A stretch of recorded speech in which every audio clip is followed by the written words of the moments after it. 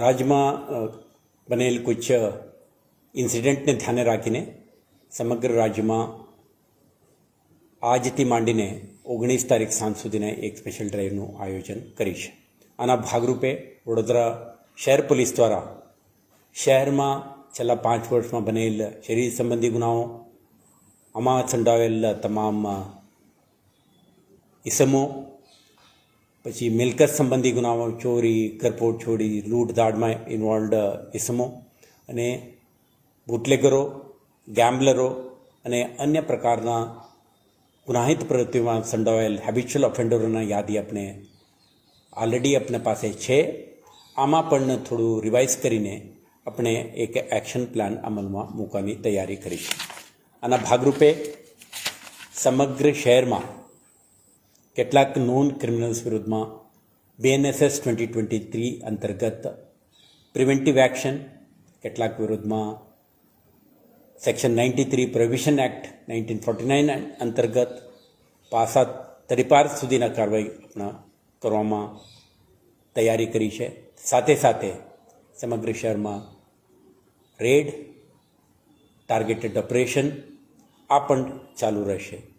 તે ઉપરાંત કેટલાક તત્વો એક કરતાં વધારે ગુનામાં ઇન્વોલ્વ થઈ જાય છે એઓના બેલ કેન્સલેશન સુધીના કાર્યવાહી પોલીસ પ્રોસિક્યુશન સંકલન કરીને ન્યાયાલય સમક્ષ ખાસ દરખાસ્ત કરીને એમના રદ કરવાની પણ કાર્યવાહી કરી છે.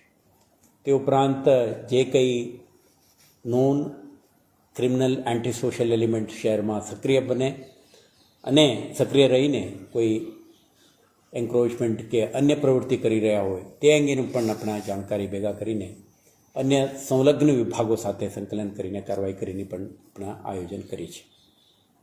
તો આના ભાગરૂપે જે કંઈ ઓપરેશન્સ અને એક્શન લેવામાં આવી રહ્યું છે તે અંગે વખતો વખત શહેરના જનતાને આપના માધ્યમથી અવગત કરવામાં આવશે. તમે જાણો છો કે શહેરમાં આપણે મેન્ટર પ્રોજેક્ટ અંતર્ગત કેટલાક નોન ક્રિમિનલ્સોને આપણા રડારમાં છે. 750 જેટલા ક્રિમિનલો આપણા રડારમાં છે. એ જ રીતે આપણે શોધ પ્રોજેક્ટ અંતર્ગત સાંજે 6 વાગ્યાથી 12 વાગે, નાઇટ 12 વાગ્યા સુધીના જે આપણા ચાલે છે આના અનુસંધાને આપણા બોડી ઓફેન્ડરોના પણ આપણે ટાર્ગેટ લિસ્ટમાં છે જ. તો દર વખતે આપણા લિસ્ટેડ બુટલેગર, લિસ્ટેડ ગેમ્બલર આ બધા લિસ્ટ છે. આ રિવાઇઝ કરીને આપણા અપડેટેડ ડેટાના આધારે એવા તત્વો ઉપર નિયંત્રણ લાવવા માટે ઇફેક્ટિવ કાર્યવાહી કરવામાં આવશે.